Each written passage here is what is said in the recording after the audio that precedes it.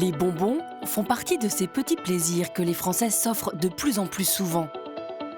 Pour un Français sur deux, les bonbons sont un remède anti-déprime. Ils s'en consomment près de 7 kilos à chaque seconde. Et c'est bon pour l'économie, car l'essentiel des bonbons que nous consommons est produit dans l'Hexagone. Sur le haut de la vague, les bonbons acides. Ces dernières années, ce sont eux qui se vendent le mieux. Mais attention, sucre et acidité ont des effets catastrophiques sur les quenottes de nos enfants. Et ce n'est pas tout, car même si nous savons tous que les bonbons sont très sucrés, nous n'avons pas toujours conscience qu'au sucre s'ajoutent d'autres ingrédients comme de la graisse de palme ou même du sel. On dirait qu'il y a du sel. Or, la combinaison sucre, graisse et sel est particulièrement mauvaise pour la santé.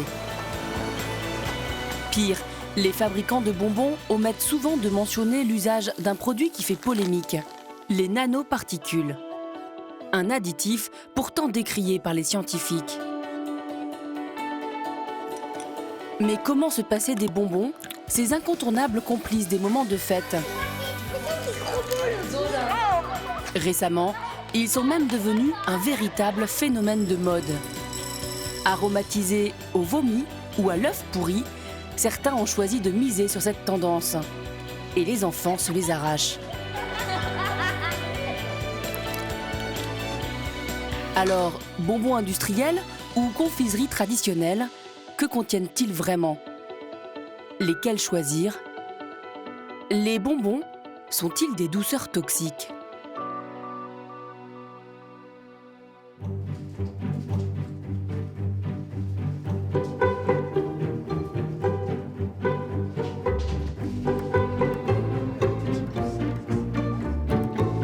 Pour de nombreux gourmands, l'évocation des bonbons, ce sont ces sucreries de toutes les couleurs conservées dans des bonbonnières.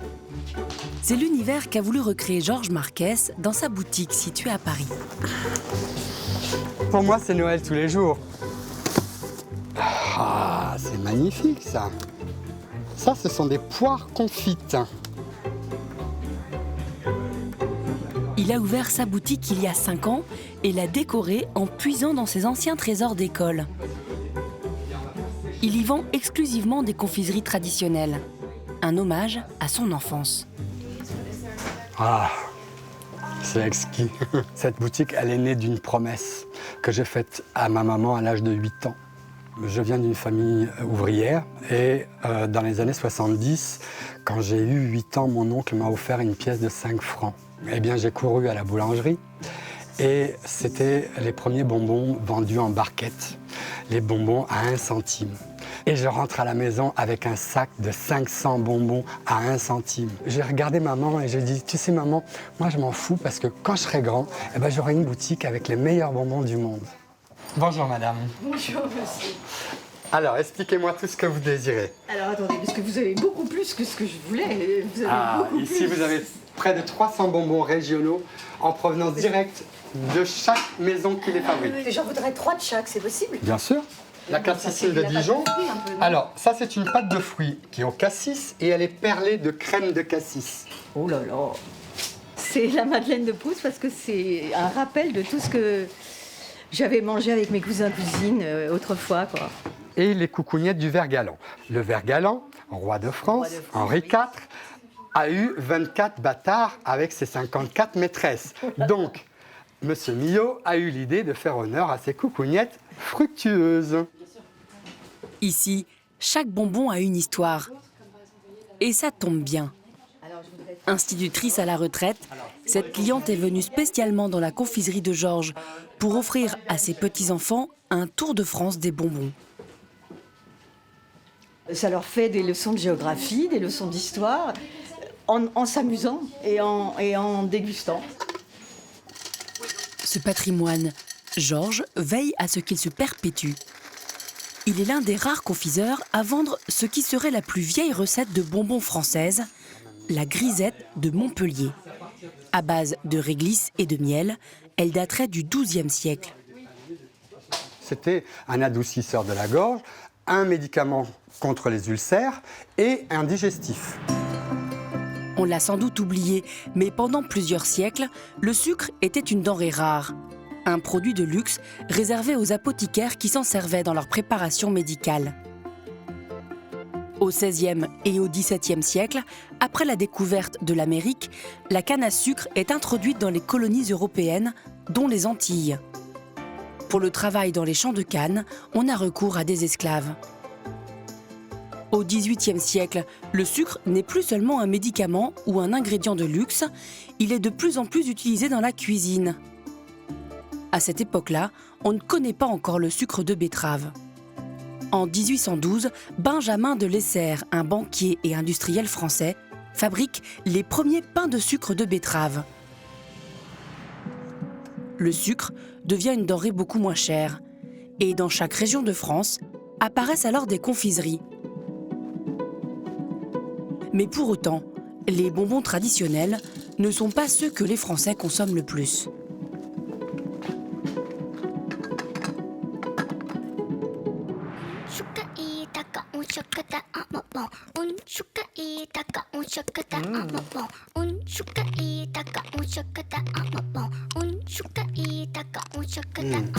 Ça, c'est le goût de l'enfance.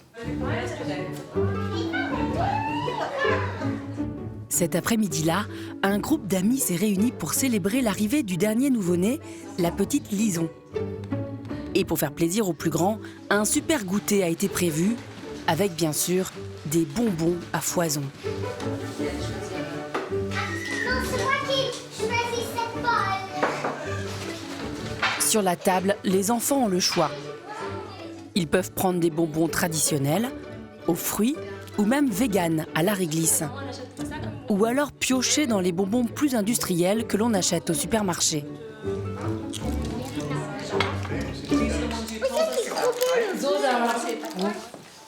Et devinez ce qu'ils mangent en premier. Moi, je préfère les bonbons verts. Sans surprise, les bonbons que ces enfants préfèrent, ce sont les bonbons industriels. D'ailleurs, ce sont 80% des bonbons consommés en France. Et ils plaisent également aux adultes. Toi, t'aimes bien celui-là ? J'adore. Ça pique, j'aime bien. C'est plein de couleurs. Mais pour obtenir ces couleurs et cette texture, les industriels utilisent une foule d'ingrédients au nom barbare. Nous présentons aux gourmands tous les composants de leurs bonbons préférés. Et c'est beaucoup moins appétissant. Vous préférez ces bonbons-là? Et si je vous dis que ces bonbons-là, ils sont faits avec tout ça, du coup, est-ce que ça vous donne toujours envie? Non. Ils sont faits surtout avec Du sucre. du sucre, sirop de glucose, il y a de l'huile de palme, du dextrose, il y a le sorbitol, c'est comme du sucre, de la gélatine. J'ai pas trop envie de manger tout ça. Mais j'ai envie de manger le bonbon. Et t'as quand même envie de manger les bonbons? Ouais, moi aussi. Moi aussi. Non, moi, ça me donne pas envie. La petite Lisa a bien raison, car certains de ces ingrédients sont mauvais pour la santé. Et vous allez le découvrir, ce ne sont pas forcément ceux que l'on croit les plus dangereux. Parmi les ingrédients les plus controversés, la gélatine. C'est ce produit qui donne aux bonbons la texture moelleuse que les enfants adorent. Un ingrédient qui vient directement du cochon. Cette vidéo a été vue plus de 6 millions de fois sur Internet.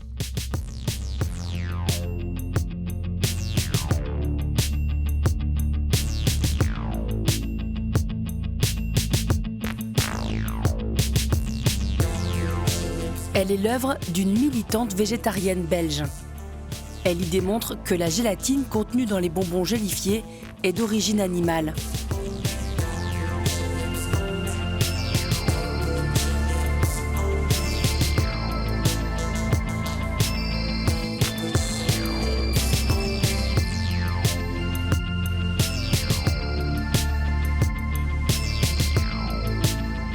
De la gélatine dans les bonbons.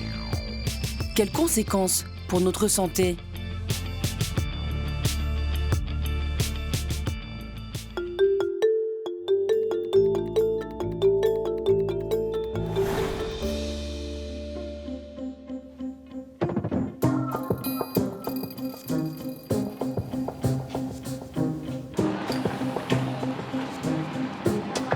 Les industriels de la gélatine ont accepté de nous répondre, mais pas dans une usine. Nous avons rendez-vous dans des bureaux impersonnels à Bruxelles. Michael Tepner est le porte-parole des plus grands fabricants de gélatine européens. À lui seul, il représente 98% de la gélatine produite sur le vieux continent. Et ses plus gros clients, ce sont les fabricants de bonbons. Avez-vous vu la vidéo de la réalisatrice belge? Je l'ai vu. Et alors, vous en avez pensé quoi? Oui, ok. Disons que schématiquement, c'est vrai. Les porcs sont élevés pour leur viande, puis ils sont abattus et nous prélevons leur peau. Donc notre industrie est vraiment une industrie zéro déchet. Ce qui, je pense, est la meilleure exploitation des ressources de la nature. Décidément, dans le cochon, tout est bon. Et notre santé dans tout ça? La gélatine ne contient pas de gras, pas de sucre, c'est uniquement de la protéine. Et comme toutes les autres protéines, elle contient des acides aminés. Et ces acides aminés contenus dans la gélatine sont très semblables à ceux du corps humain. Ces acides aminés ont même une action bénéfique sur certaines parties du corps. Tout ce qui a trait aux muscles, les articulations, les os, la peau. Et tous ces effets sont connus depuis le Moyen-Âge. La gélatine contenue dans les bonbons a un produit anti-âge. La surprise est de taille. Et en effet, jusqu'ici, rien ne prouve que la gélatine soit dangereuse pour notre santé.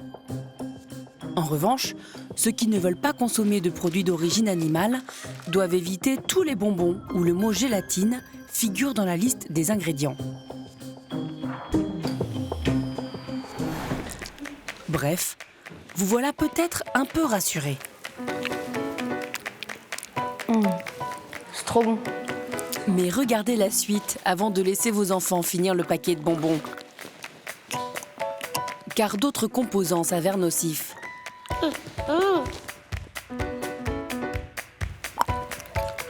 On dirait qu'il y a du sel. Mais c'est quand même bon.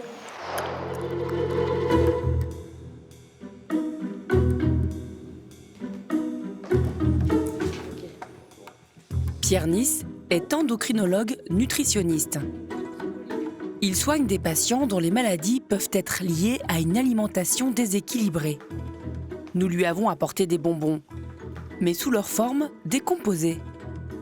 Chaque boîte représente un ingrédient et il y en a plus d'une dizaine pour certaines friandises.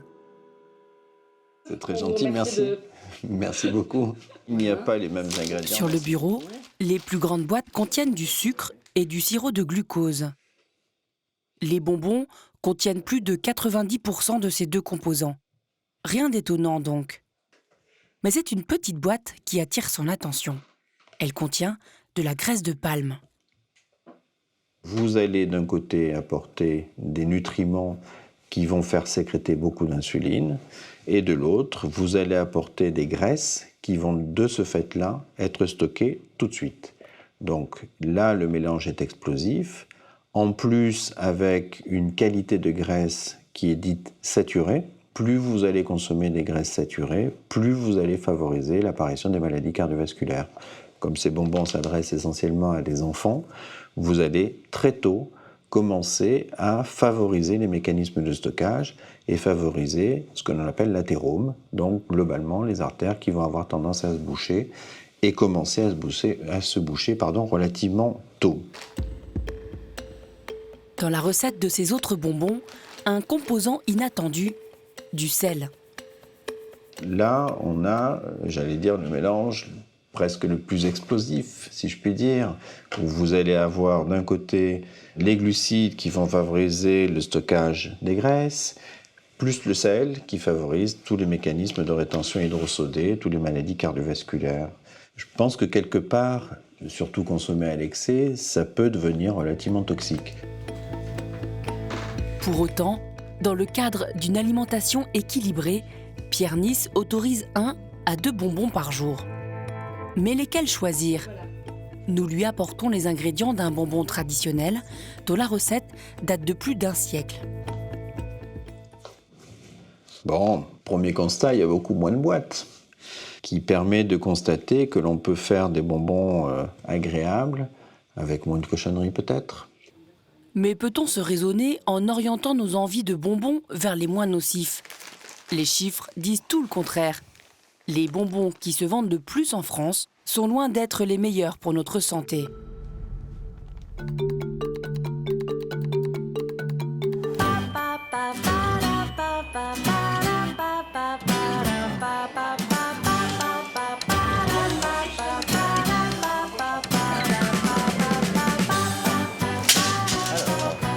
€9,20 s'il vous plaît.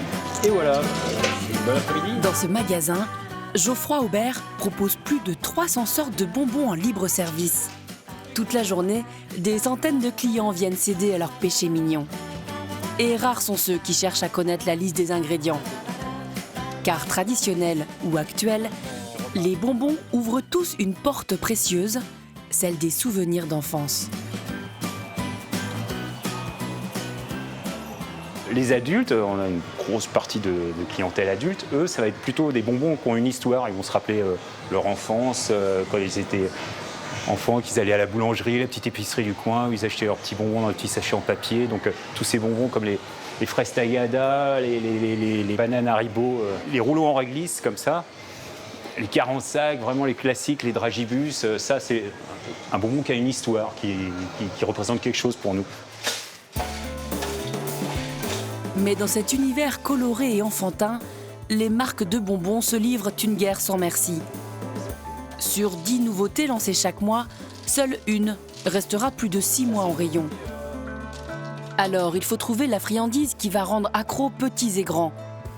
Actuellement, ce qui marche le mieux, ce sont les bonbons acides. La classique banane Haribo, qui a, je sais pas, moi je l'ai que toujours connue, hein. Quand j'étais petit, je m'en achetais à la boulangerie. En ce moment, elle va devenir un peu plus verte et elle va être beaucoup plus acide. Donc ils essayent de se remettre, tout en gardant l'histoire du bonbon, de le remettre à côté au goût du jour. Ça aussi, c'est pour moi? Ouais. Bon, d'accord. De toute façon, j'en mange plus, moi j'en ai marre. J'en mange déjà trop. Cette folie des bonbons acides, un fabricant en profite depuis longtemps. Il s'agit d'une marque française, la première à avoir lancé un bonbon acide il y a 25 ans.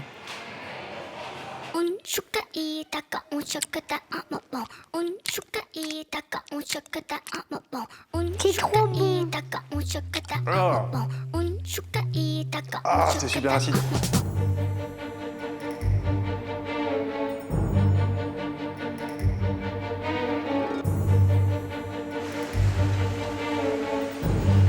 Sébastien Berge dirige la plus grosse marque française de bonbons, Lutti.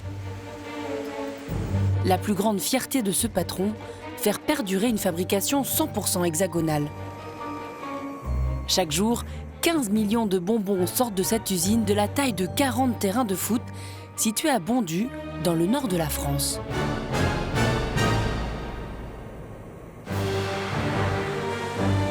La marque Lutti a déjà plus d'un siècle, mais elle est sortie du lot il y a 25 ans. Grâce à une recette, celle d'un bonbon acide, le premier de son genre sur le marché. Il est toujours fabriqué à l'usine. La composition, une pâte de sucre et de glucose battu, puis aromatisée d'un mélange secret. C'est le célèbre Arlequin. À l'époque, rien n'indique qu'il va plaire aux consommateurs. C'est effectivement un pari qui soit acide et en plus avec un goût indéfinissable. C'est pas de l'orange, c'est pas du citron, c'est pas de la pomme. C'était un double pari. Chaque nouvelle recette qu'on crée est effectivement un pari et un risque. Parce que soit vous copiez les autres, vous prenez pas de risque mais vous rencontrerez pas le succès. Et ça, c'est pas notre ADN. Soit vous prenez des risques, vous inventez des choses qui n'existent pas encore, qui peut-être seront des succès et peut-être des échecs. Aujourd'hui encore, l'Arlequin reste un best-seller. Il s'en vend 35 000 toutes les heures dans le monde. Ah, tout va bien? Désormais, la marque fabrique une dizaine d'autres bonbons acides. Avec pour chacun d'entre eux une forme, une texture, un goût bien spécifique. Ici, le travail de certains, c'est de goûter les bonbons.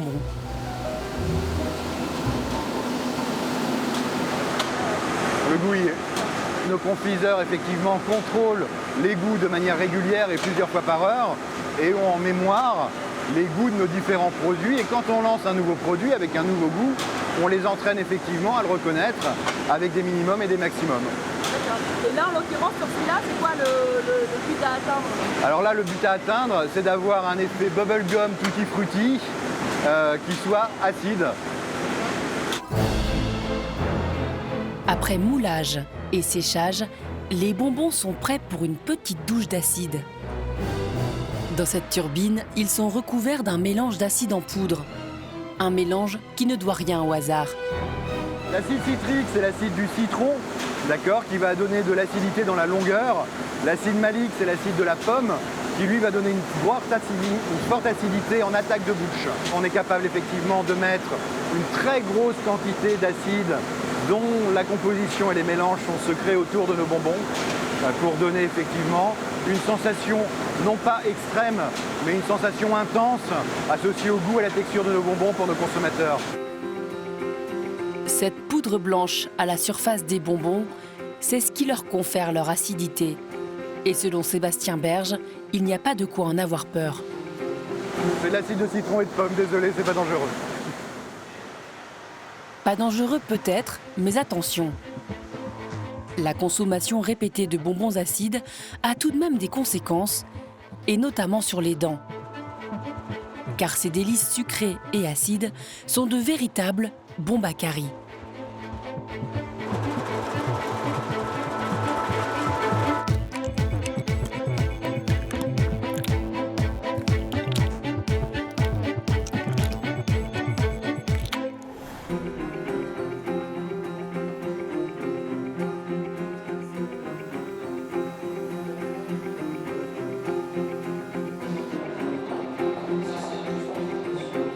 Dans ce service d'odontologie pédiatrique, Javotte Nancy constate tous les jours les effets d'une alimentation trop sucrée et trop acide.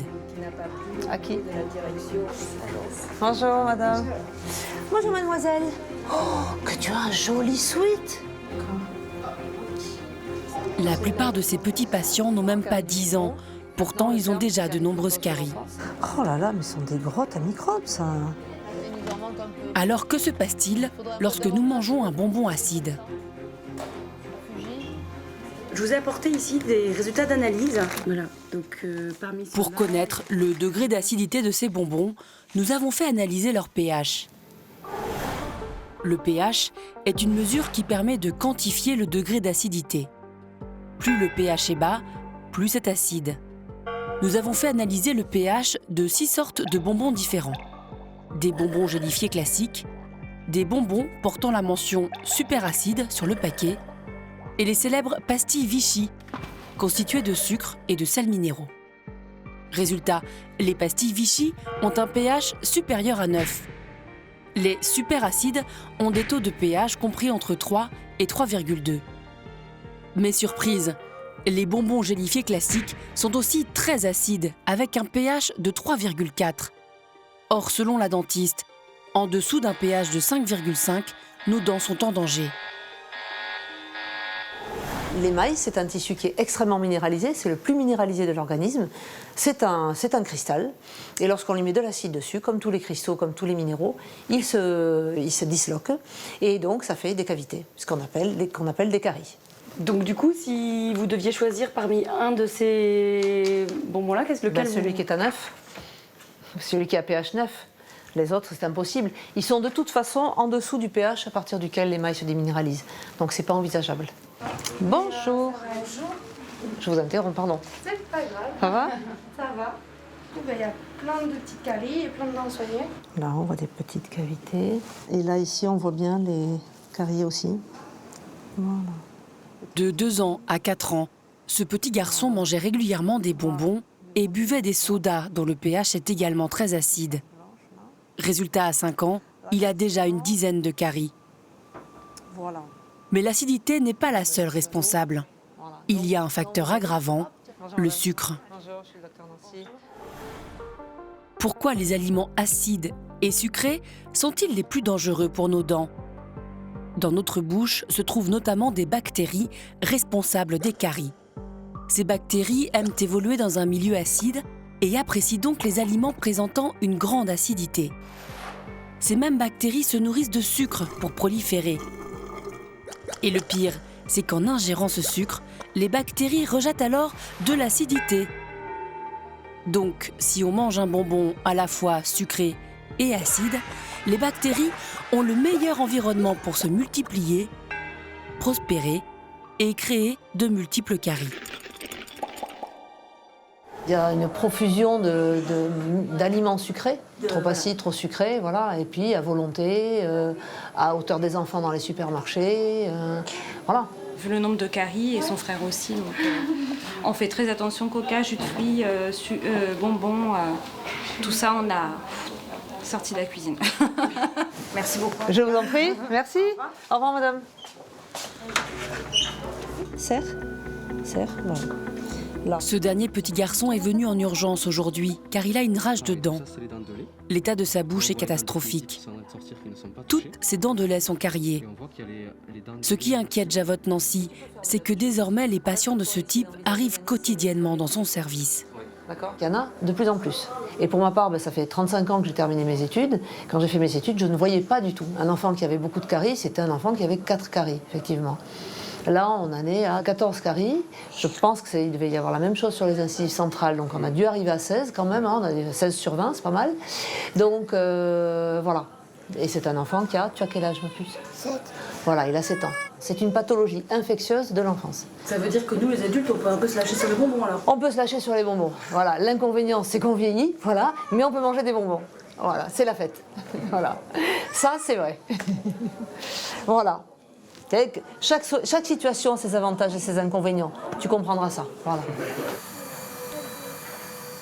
Les enfants peuvent tout de même se permettre des bonbons acides, mais de façon très occasionnelle. Et avec un bon brossage des dents, ils peuvent facilement éviter les caries. Sucre et acidité, un cocktail détonnant, mais qui s'affiche sur les paquets. Il est au contraire un ingrédient dangereux qui avance masqué, et pour cause, il est indécelable à l'œil nu.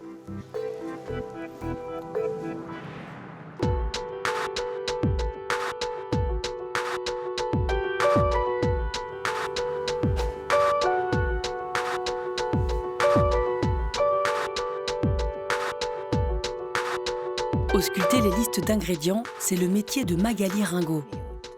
Elle travaille pour l'association Agir pour l'environnement.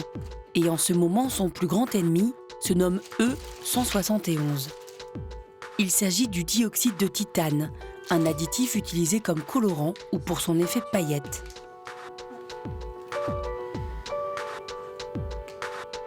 Tout ce qui est un peu dragé, blanc, là on est quasiment sûr de trouver du dioxyde de titane. Hein. Vous regardez, donc c'est soit E171, soit dioxyde de titane. Dans les Freedent, les New Air, dans les Airwaves, évidemment dans les fameux Hollywood. Donc dans les chewing-gums, là, ce sont des produits qui sont particulièrement concernés par la présence du dioxyde de titane. D'accord. Tous les types de bonbons. Ce qui retient l'attention de Magali, c'est la composition de ce colorant. En fait, c'est un additif alimentaire qui est très susceptible de contenir des nanoparticules. Et ça nous pose problème, ouais. Les nanoparticules, qu'est-ce que c'est? On appelle nanoparticules un nano-objet dont les dimensions sont inférieures à 100 nanomètres environ. C'est minuscule. Pour comprendre à quel point le monde nano est petit, faites ce test. Prenez un cheveu et essayez de regarder son diamètre. Ça vous semble déjà très petit? Eh bien, si nous voulons comparer une nanoparticule à ce cheveu, nous devons tellement zoomer que ce cheveu aura alors l'air d'avoir la taille d'un gros tronc d'arbre. Cette taille lilliputienne leur confère des propriétés hors du commun et elles sont donc de plus en plus utilisées dans les produits de notre quotidien, peinture, textile, cosmétiques. Certaines nanoparticules sont également utilisées comme additifs dans l'alimentation par de nombreux industriels, notamment dans les bonbons pour les rendre plus blancs ou plus brillants. Le problème, c'est que certaines de ces nanoparticules pourraient être toxiques. Dans le produit, c'est une toute petite proportion du produit qui contient un colorant. On est vraiment sur du minuscule, mais on sait maintenant que c'est plus la dose qui fait le poison, malheureusement.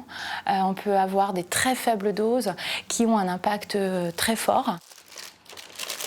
Des nanoparticules potentiellement dangereuses, donc. D'ailleurs, le règlement européen impose l'étiquetage des nanos dans l'alimentation. Or, aucun de ces paquets ne mentionne la présence de nanos. Cela se ferait-il à l'insu des consommateurs? Pour en avoir le cœur net, l'association a donc fait analyser un certain nombre d'aliments, dont ces confiseries. Les têtes brûlées, voilà, les résultats, taille moyenne des particules pour les têtes brûlées, 28,9 nanomètres. Donc 100% de la population de particules est inférieure à 100 nanomètres. Voilà, c'est clair.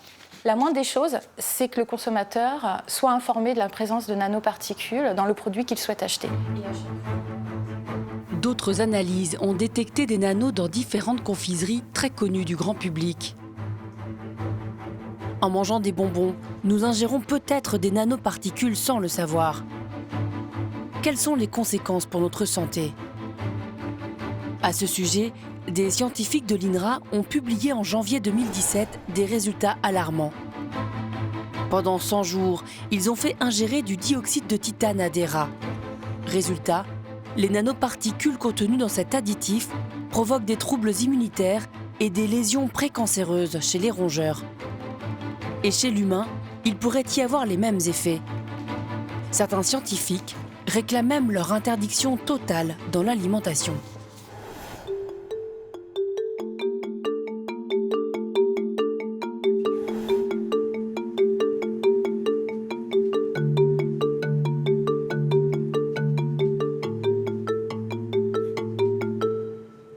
Franceline Marano a consacré sa carrière à l'étude des nanoparticules.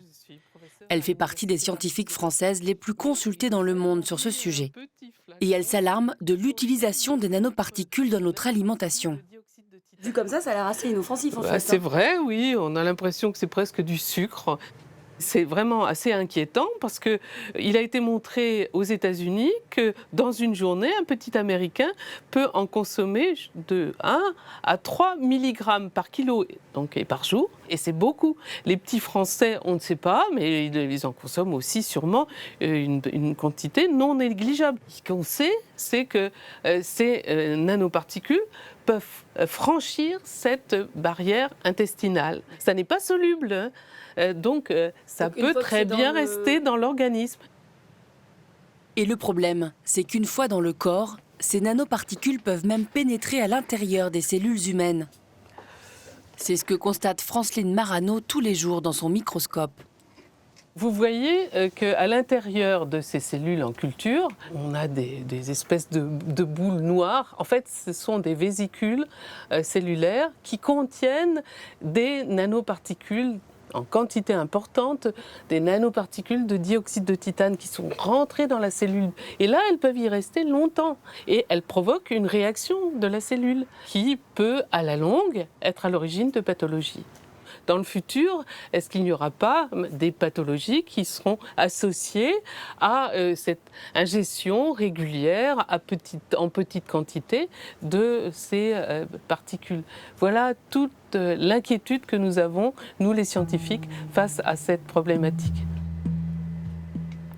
Cette inquiétude commence à être entendue. Pour rassurer leurs consommateurs, certains grands groupes de confiserie revoient leurs recettes. Ainsi, le groupe Mars, fabricant entre autres des M&M's, va cesser d'utiliser le E171 dans l'ensemble de ses produits. Et Verquin, le fabricant des têtes brûlées, vient également de l'annoncer. D'autres fabricants de bonbons industriels ont déjà fait le choix d'utiliser des produits moins polémiques il y a 1 an. C'est le cas chez ce fabricant. Dans cette pièce, Sébastien Berge, le patron, teste toutes les semaines de nouveaux produits. Pour rappel, ce bonbon, c'est le bonbon au goût Morito. C'est vraiment une belle bille, translucide. Ouais. Une belle attaque de menthe. J'aime bien les paillettes qu'on a mis dedans pour donner ce petit effet menthe en plus. Ce bonbon est pailleté. Et pourtant, le fabricant a choisi de ne pas utiliser de dioxyde de titane, susceptible de contenir des nanoparticules. Comme sur toutes nos autres recettes chez Lutti, nous avons cessé d'utiliser le dioxyde de titane depuis plusieurs années dans nos développements et nous avons reformulé toutes les recettes qui en contenaient. Désormais, la marque s'imposerait d'utiliser le plus de produits naturels possible. Dans le domaine des colorants, par exemple. Sur les colorants, on part de plus en plus dans tous les nouveaux développements sur des colorants qui sont complètement naturels, qui sont même extraits de fruits ou de légumes et qui permettent d'obtenir des couleurs stables, belles et brillantes à partir de carottes, de radis, de spiruline, qui est une algue, vous voyez, par exemple, pour le bleu. Et on est sorti aujourd'hui, effectivement, de l'ère des colorants artificiels. Vous voyez, aussi un très beau rouge. Et vous avez un colorant, ce qu'on ne peut pas faire forcément avec un colorant artificiel, avec un colorant naturel. Vous avez juste, voilà, c'est de l'eau avec dedans un goût de radis. Il y a toujours plein de polémiques sur les différents ingrédients, etc. Mais là, il faut que le consommateur soit certain de trouver dans nos bonbons du plaisir et que du plaisir. Et dans le plaisir, il n'y a pas de polémique. Donc là, on est sur de la framboise. Cet industriel fait donc le pari d'utiliser des ingrédients naturels pour rassurer ses clients. Mais est-ce suffisant pour rester concurrentiel? Car désormais, certains consommateurs attendent bien plus d'un simple bonbon. Ce qu'ils veulent, ce sont des sensations.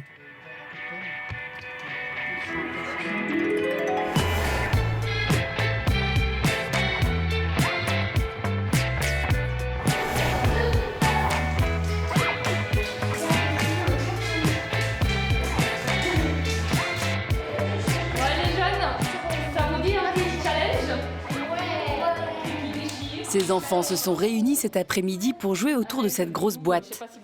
Elle contient les bonbons qui font le buzz en France. Il s'en vend 2000 boîtes par jour. On les déguste à la manière d'un jeu de société. Bon courage en tout cas. Bon appétit. C'est qui tout double en fait? La flèche désigne une couleur de bonbon. Pour chaque bonbon, 2 goûts sont possibles. Soit un goût délicieux, soit un goût infect, tel que vomi ou œuf pourri. Et impossible de savoir à l'avance sur quoi on va tomber. Fromage pourri. Fromage pourri ou popcorn au caramel. Allez, Quentin, c'est quoi? Ah, c'est popcorn. Allez, mon petit, tu es gentil. C'est le voici. J'ai jamais mangé de chaussettes pourries, hein, mais... C'est pas bon. Le challenge, c'est de ne surtout pas recracher si on est mal tombé. Allez, elle va rentrer là. Elle a chaussette.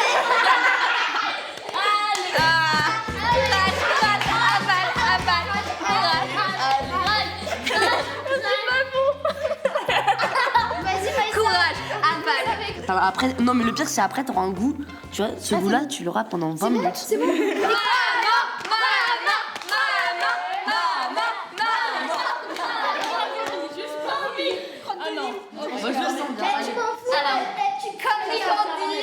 Je rigole si elle a mauvais.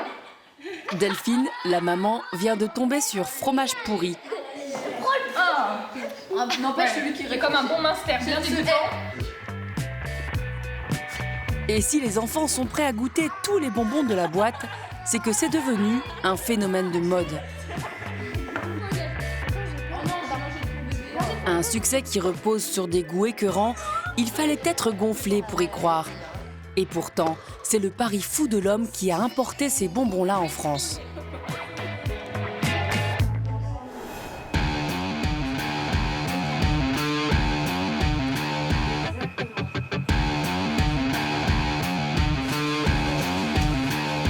À l'origine, ces bonbons américains n'étaient pas vendus dans l'Hexagone. Olivier Dahan choisit de prendre ce risque.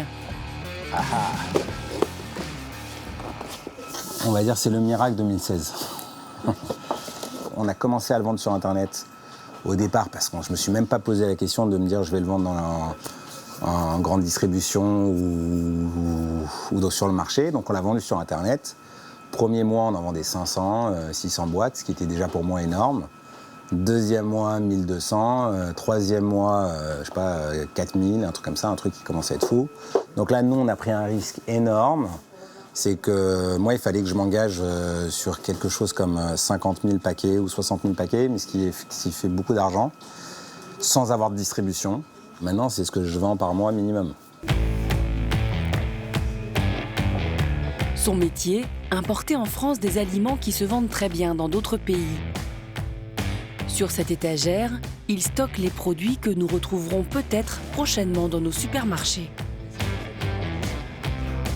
Olivier Dahan a quelques coups de maître à son actif, comme ces caramels enrobés de chocolat dont il devient l'importateur en 2009 et qui sont désormais vendus dans tous les supermarchés. Pour limiter les risques, toutes les décisions se prennent en équipe. Chaque semaine, il teste de nouveaux produits. Ça va? Oui, très bien. Très bien. Bon, on a reçu des trucs sympas à goûter, donc j'aimerais votre avis. Moi, il m'a interpellé ce produit, j'ai adoré, donc voilà. Visuellement parlant, il est attractif. Il est attractif, ça ressemble au sucre d'orge de l'époque. Exactement. Sauf que ce n'est pas un sucre d'orge. Hop là. Effectivement, la texture est très surprenante parce que... C'est canon. C'est comme un carambar. Pour info, ça sort aux États-Unis 2017. Donc si on le fait, c'est pas avant avril 2017, non. D'accord. Qu'est-ce qu'on fait? On valide ça? Ouais, ça peut être, je pense que ça peut être vraiment bien. Ça, c'est globalement, c'est assez intéressant. C'est des nouveaux chewing-gums. Bon, vas-y, tiens, toi, chacun, on commence par le même. T'as fait le goût chocolat. T'aimes ou pas? C'est bizarre. C'est puissant, hein. C'est le goût de quelque chose qu'on a l'habitude de manger et pas de mâcher. Exactement. Je ne connais pas du tout. Ouais, non. C'est vraiment... Très sucré. Ouais, très très sucré. Hein. Alors que c'est sans sucre. Bon, à voir. Moi, perso, voilà, ça fait je sais pas combien de temps qu'on l'a mis en bouche. Moi, le côté sucré, il m'exaspère.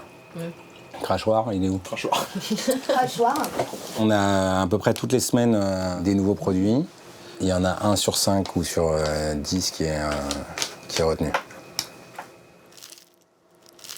Businessman avant tout, la composition de ses sucreries n'est pas un critère pour Olivier Dahan. Lui, ce qu'il veut, c'est séduire les moins de 30 ans avec des goûts inédits. Mais pour attirer les plus âgés, certains ont misé sur un autre créneau, celui des bonbons qui soignent.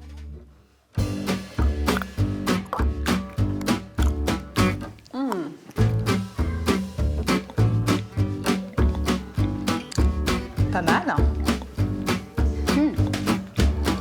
Étonnant.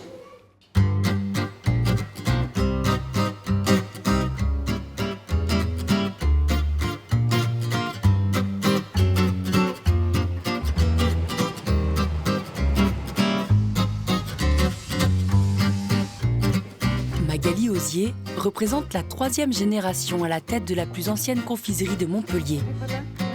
Pour que fleurisse son entreprise d'une 30aine de salariés, elle veut initier un nouveau souffle. Alors, ce qu'on a fait en développement, c'est tout ce qui est gamme bio. Donc, il y a 2 ans, elle lance de nouvelles confiseries. Très naturelles, elles auraient le pouvoir de guérir certains petits soucis, comme des problèmes de transit ou de gorge irritée. De quoi remplir son armoire à pharmacie tout en se faisant plaisir. Des petits bonbons à base de propolis, donc qui sont faits pour le bien-être respiratoire également. On a développé une petite gamme de boîtes métal avec également des produits à base de fleurs de bac. Là, c'est un mix de fleurs qu'on appelle urgence. Donc c'est pour soigner les gens qui sont stressés. Donc si vous avez des angoisses, manque de confiance en vous, etc., vous mangez quelques pastilles et de suite vous allez vous sentir un peu mieux et pouvoir affronter les problèmes de la vie quotidienne. Magali Osier produit une 20aine d'autres confiseries de ce type. Car elle a un autre argument santé, Ces douceurs contiennent peu de sucre. En effet, elles sont composées à plus de 50% d'un ingrédient qui a fait la réputation de cette marque, la gomme arabique. Dans son usine, il s'en écoule 3 tonnes chaque jour.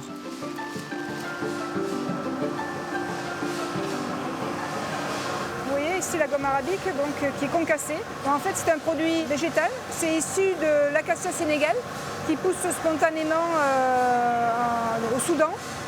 Et donc c'est un produit tout à fait naturel, qui est plein de fibres, qui est très très bon pour le transit, voilà, qui est riche en fibres et qui est très peu calorique. Voilà ce qui est intéressant dans la gomme arabique. Ensuite, il suffit d'ajouter un principe actif.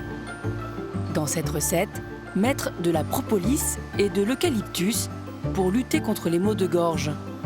Puis saupoudrer de réglisse, excellente pour la digestion. Au final, les confiseries ont peut-être une apparence peu gourmande, mais elles rencontrent un énorme succès. Là, c'est une tendance forte. Il y a beaucoup de demandes de nos clients pour les développements de produits comme ça, où on va rechercher absolument le côté bénéfique du produit. Donc c'est de la confiserie, mais il y a toujours un petit plus qui va faire du bien. Mais malgré tout, ces gommes restent des bonbons.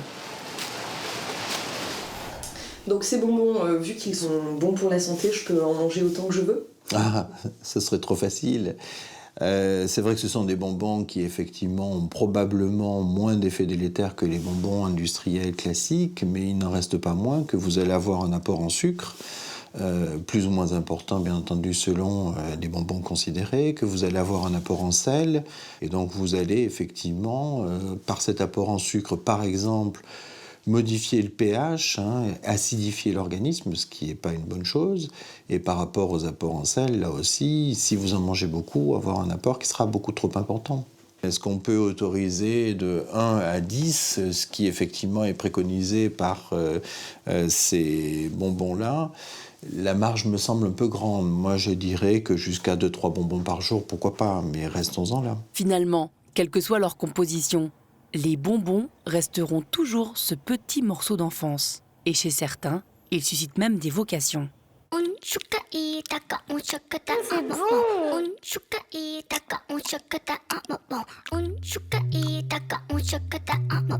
Il colle un peu le bonbon.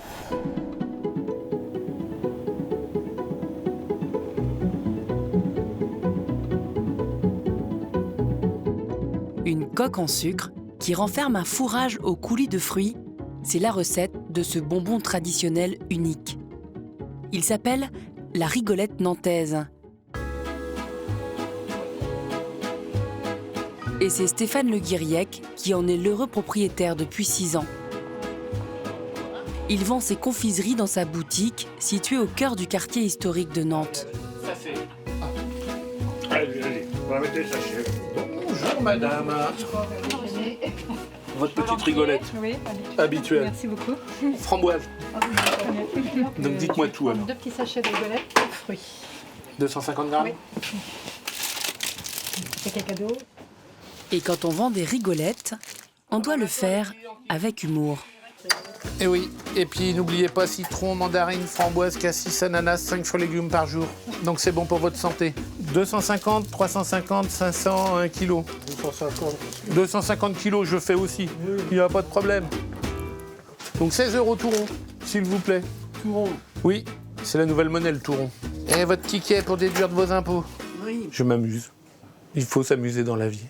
Et puis ça tombe bien pour les rigolettes quand même. Monsieur Bohu, qui était un confiseur relativement célèbre à Nantes, a eu l'idée justement d'inventer une confiserie différente.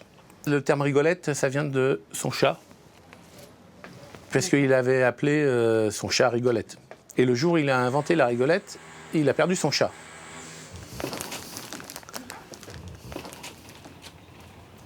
Cette joie manifeste, c'est un second souffle pour Stéphane, qui il y a encore 7 ans, faisait un métier bien plus sérieux.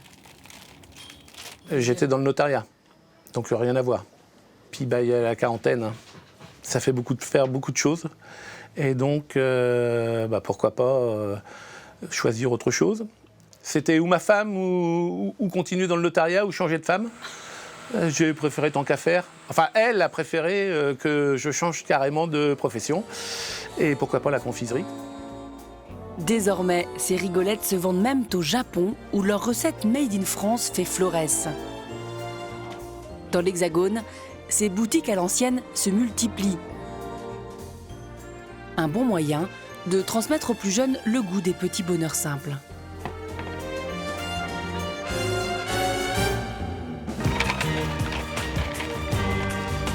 Pour les plus gourmands d'entre nous, les bonbons sont synonymes d'un petit plaisir facile à partager.